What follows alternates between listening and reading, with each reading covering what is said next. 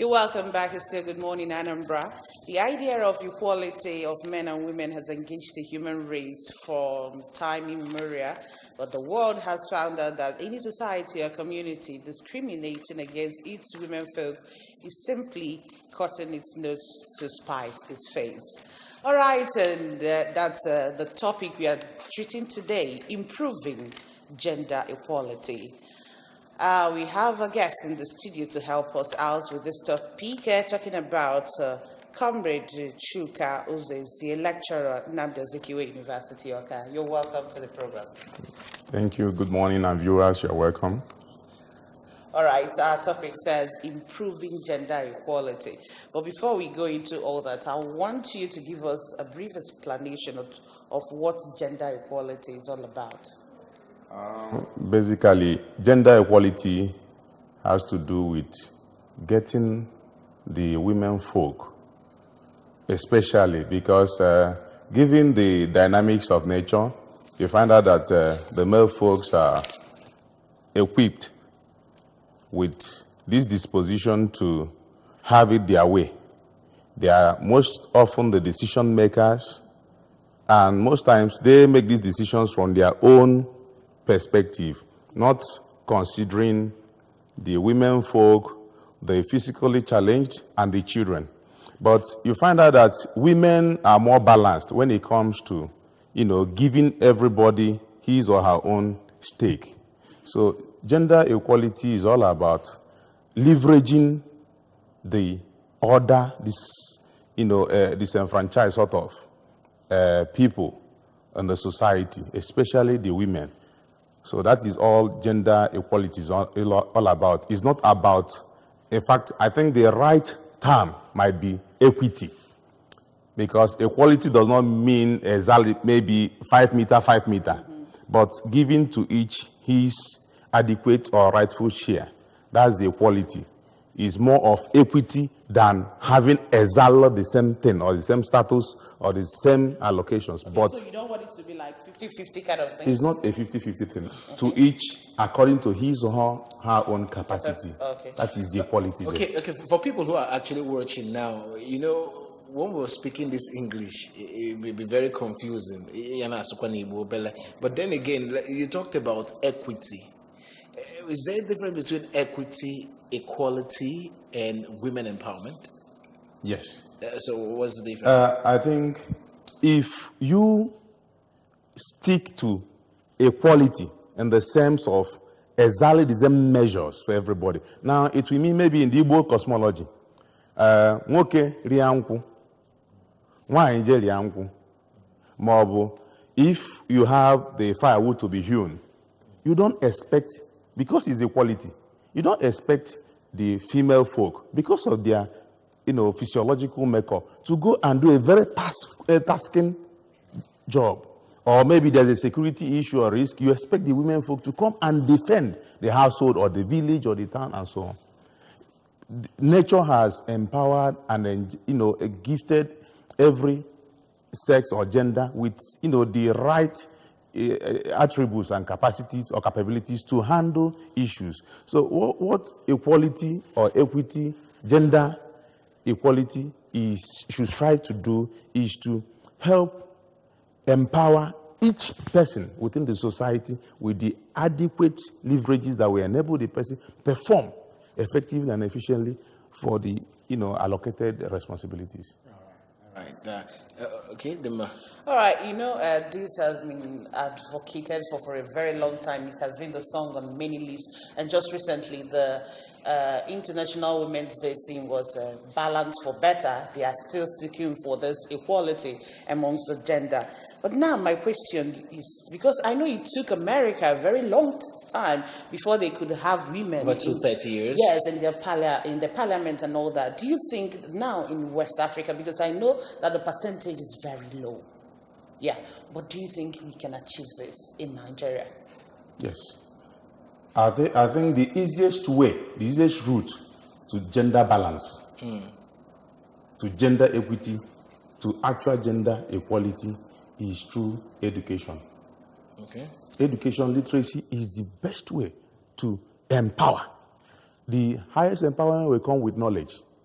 So once you provide, once the society, once the government, once the society, focuses on mass literacy, basic literacy, basic education, this issue of reserving, in fact, I see it as derogatory, seeking for a law to reserve a percentage of maybe seats in the National Assembly for women or for youths, I think is an aberration.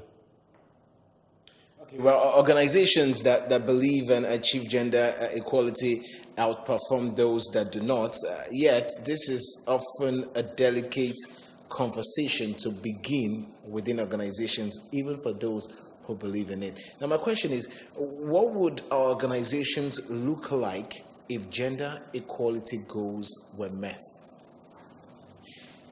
You will see and you will have not just a place of work.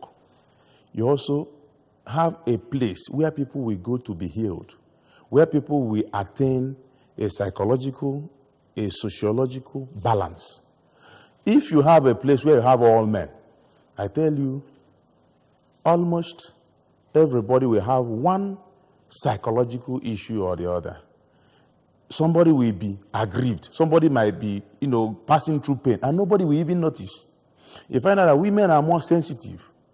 So they will be able to perceive that this person is, traumatized, or this person is undergoing pain or going through sorrowful spell. And we seek for ways to help the person, get out of it. But for men folk, they are less sensitive to all these things. So we find out that in an organization where you don't have this balance, they will not even bother, even if it's maybe a service, oriented organization. You find out that they will only seek for people who are okay and just tend to their needs. Yes. They won't bother about other people in other strata of the society who are going through one thing or the other and strive for ways to, meet with their own challenges. So where you have a more balanced, gender, structure in the human composition of the organization, find out that there will always come or evolve policies that will not just take care of the needs of the internal members or participants of the organization,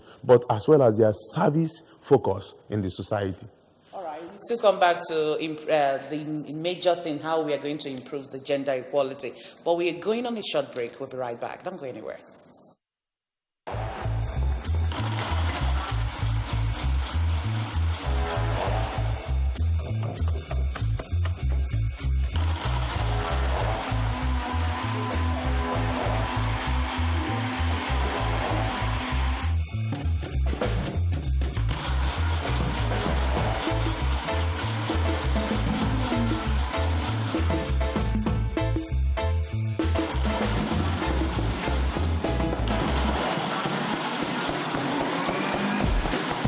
Life evolves.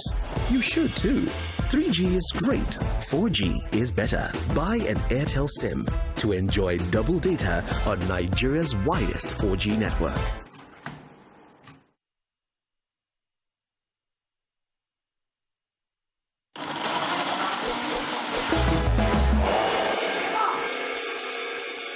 Airtel, the smartphone network.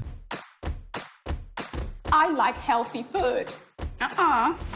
I love tasty food. You don't have to compromise on health or taste when making your meals. With new Mamador seasoning cubes, you can cook delicious meals and still take care of your family's health. The only seasoning cubes with 30% RDA of iron and zinc to boost your family's immune system while satisfying their taste buds with a unique, long-lasting flavor. Available in chicken, beef, and classic flavors.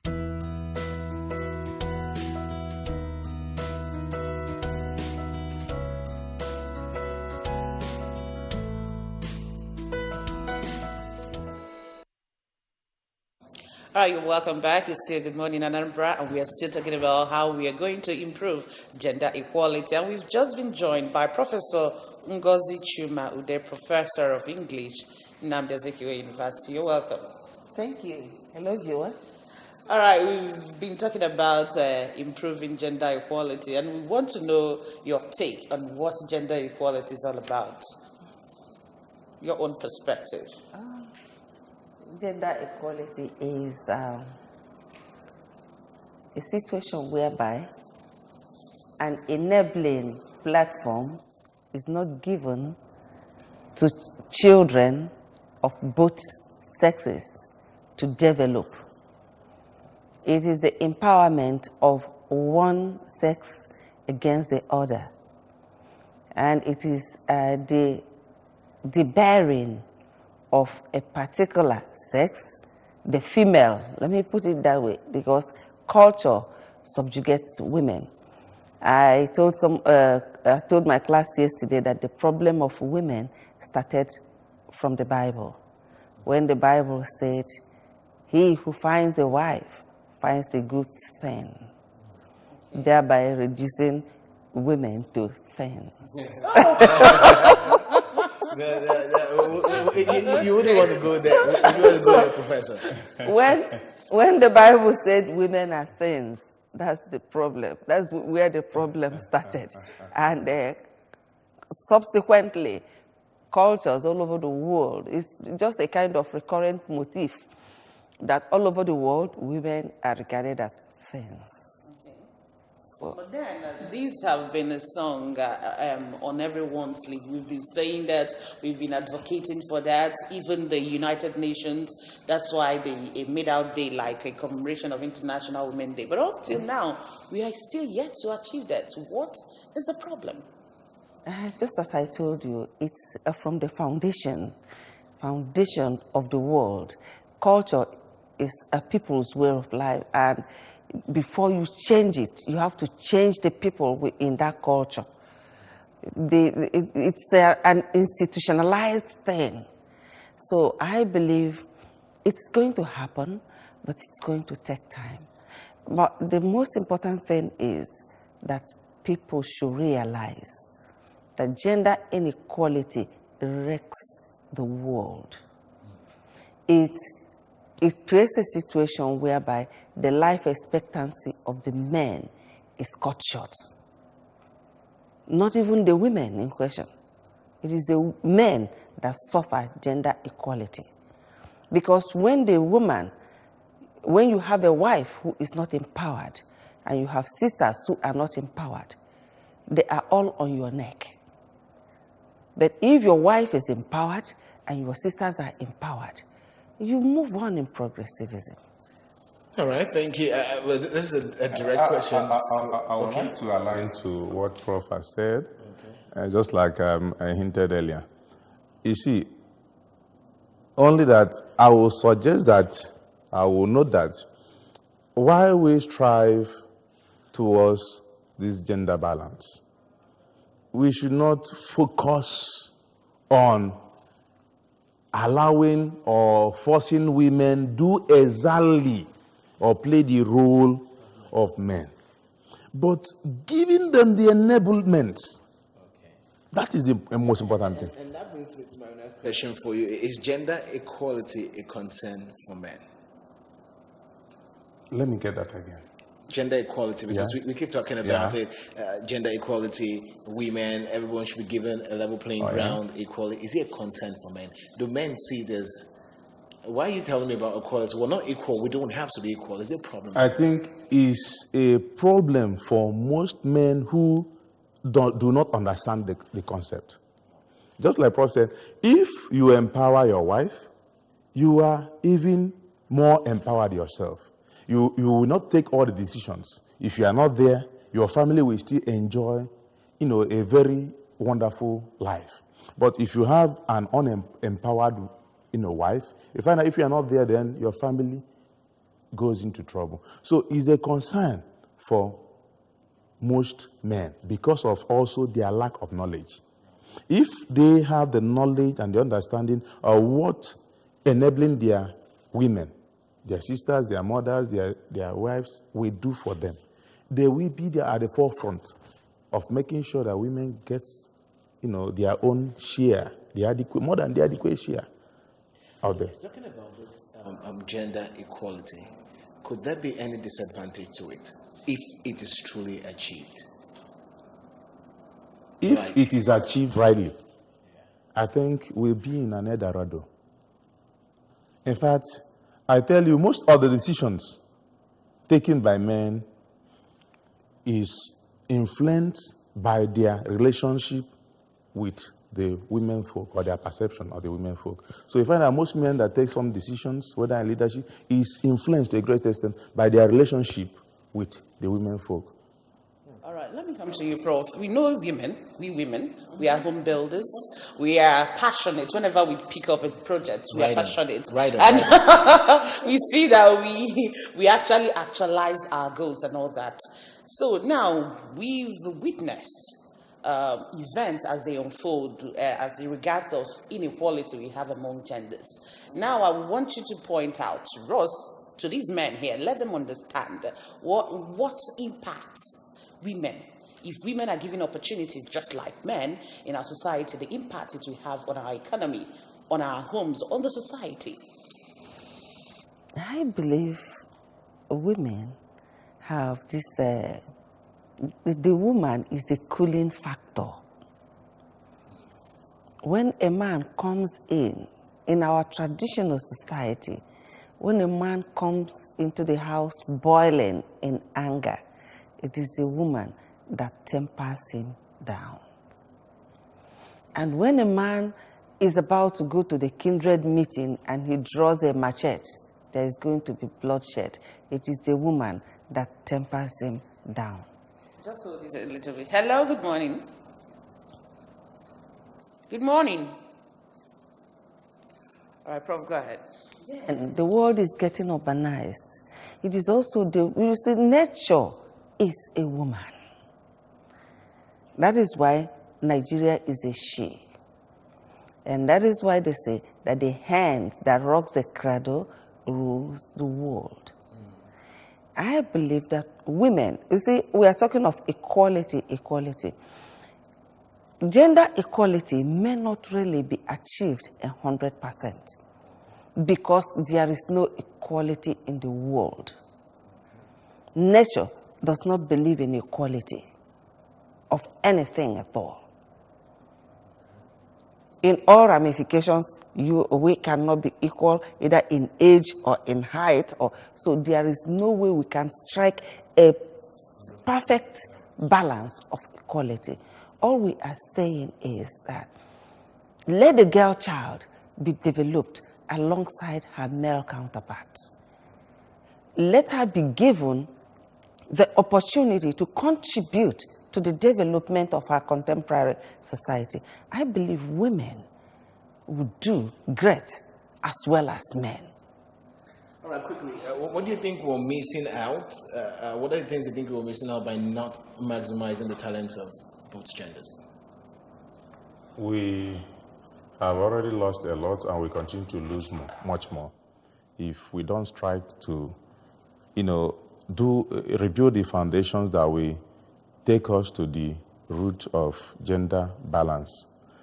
And the starting point will be the women folk stopping the inequality against themselves. Okay. I was going to talk about that. How? I was going to talk about that. They most times feel like, okay, go. Because of the lack of knowledge, maybe some mothers and some women folk out there in society, you see, maybe you see a woman now who maybe lost the husband. And you see that if the woman, maybe after grieving for some weeks, knowing that no other person will come to the succor of herself and the family, the children, will move out to strive to, solve their problems. It is the women that will rally together and say, this woman is already out there. Are you sure it's not the person that killed the husband? This woman is here, why, and so on and so forth. That's an example. Now, the men folk might not even notice that.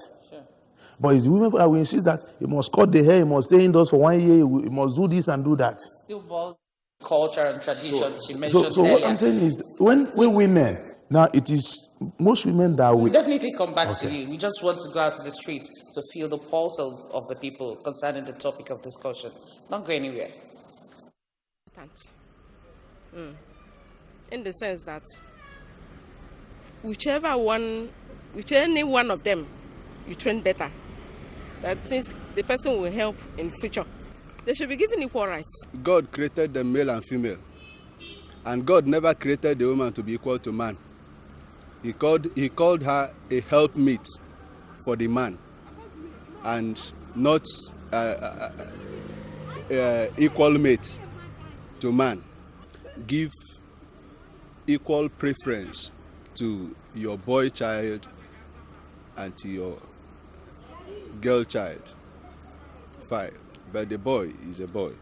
Despite, in fact, in Nigeria, men are much more valuable than women, but it's not supposed to be. A boy and a girl are supposed to have equal rights at all costs and at all things, especially women. Women are the pillar of the society. Treat the boy and the girl child with equal rights. Both female and male child, they are too important in a family. They can, without any of them, family cannot move forward. Giving women more positions or more opportunities to express themselves and what they are capable of doing. In so many industries, there are issues of sexual harassment and not giving women opportunities, like in politics. As we can see, there are just 10 women out of 360. That's very poor. Not that women do not run or they are not interested. These opportunities are not just there.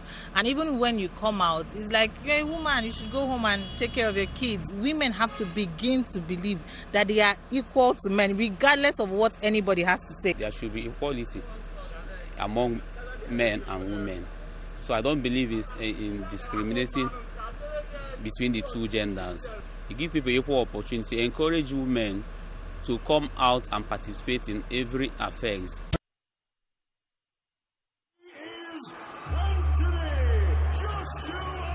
Inner strength? Yeah, that comes from the hard knocks that life throws at us. And we Nigerians, we know all about that.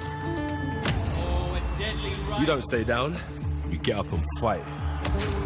Sure, it's about speed, technique, quality of the punches, reach. But the real fight is with myself. It's the power, but it's the speed as well. But I can't carry this heavyweight title by myself. There's always got to be someone in my corner. And that's why I believe in Glow.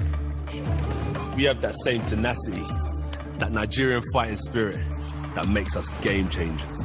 You have to dig deep to be a world champion. But yeah, we Nigerians, yeah, we know all about that. What a fight! Glow, our halo.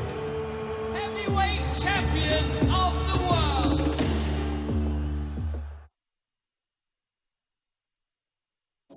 All right, you're welcome back. And before we went to the break, you were saying something about women believing in themselves, and somebody just said it. So I want you to generally react on what you heard people say on the street, out there the streets.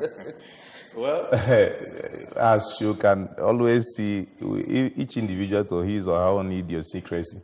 But the issue there is this. First and foremost, let me give an example. If women in Anambra State today decide that the next governor of Anambra State will be a woman, it is a close case. I'll tell you what. One, we have more adult women population in most societies. They have better longevity than men. So you find out that people who have, yes, if they decide all women must vote for this woman, that is the end by number of votes. Then secondly, they are the majority caregivers. They are in control of their homes, their kids, both male and female sexes. So the aged people rely more on women to take care. So they can easily decide where the vote goes if they would decide. Now, I'll tell you, they can take over the control of parties. If a woman now will decide to go to, I don't know why most political parties will decide on clandestine meetings for most of their critical decisions, but they can change that and make it a policy that any decision not taken during the working hours is not binding on anybody in the party, and join the party massively and decide maybe schedule time for meetings, unless it is an emergency meeting which must be well communicated to members. Anything outside that will not be binding on the members of the party. Simple. And you have a formidable party platform that women can now use to deliver themselves with the one more. All right, quickly, let me come over to you, Prof. Let's talk about women in the workplace. How can the public and private sector promote gender equality? The women looking for employment should not be segregated against because of their sex, and public laws should be gender sensitive. You see, what we are talking about here is not really about equality. It's not a fight for supremacy or a struggle for equality. It's a platform for development of potentials. Let the girl child be allowed to develop her potentials to the full. That is just the issue. If the society can encourage the girl child, give her enabling platform to develop herself to the full. Each and every one of us here have our potentials as given by God and by nature. So these are the things we are praying that the girl child should be allowed to develop. It's not really about stopping the boy for the girl, or let each and every one of them be trained as if they are the same. All right, coming to you, Chuma. Now we are talking about the girl child, and the girl child has parents. So what roles will parents and the government play in the bid of trying to improve gender equality? Okay, I will start with what government can do. Now, if because the North is educationally less disadvantaged, now preference is given to them maybe on scholarships, government grant to institutions and so on, even lowering the entry markup cutoff marks for them into universities and other, I don't know, to any percentage. Now, hence we are in the aberration or the negative trend of gender inequality in the country. I think a law should also come in place to allocate more resources, more scholarships, specifically for the girl child. Preference should be given maybe for basic education. If you are giving 100, maybe 30% scholarship for the men folk, you give 70% for the female folk, or even 100%. That would be an encouragement for. Wait until we strike a balance. Okay. I know what I'm saying, because now, if a family, I'm saying this, if in a family they have little resources to send maybe 3 of their kids to school, and maybe they have 1 male and 2 female, they won't send the male child. Believe that they will marry off the girls. They are not part of the family. They won't continue the family. That is the idea. But if you have 30% scholarship for the male and 100% scholarship for the female, definitely find that all the children will be in school. But it looks as if Prof actually has a country. I don't know whether you're getting me. So already the society is skewed against them. So if government should do anything, it's about giving preference, just like they did for the. If they can do it for everybody in the North, because they are already disadvantaged, I think they should do it for the women. They are in big trouble. Let's hear from you too, bro. I don't really believe in, giving the women an edge over the men. I believe in giving everybody a platform, just a flat platform to contest. Let the boy child go to school. Let the girl child go to school. Let whatever scholarship that is available be thrown open to both the boys and the girls at the same level. Whoever wins, let the person go. And as for a balance in equilibrium between the North and the South, I think it is also impossible, no matter what is done, because of religious inclinations. We accepted the Western education. The North did not accept the Western education. So you cannot come here and say a child will go to school with 66 points and somebody from the North will go to school with 1 point. I mean, it's irrational. It's not acceptable.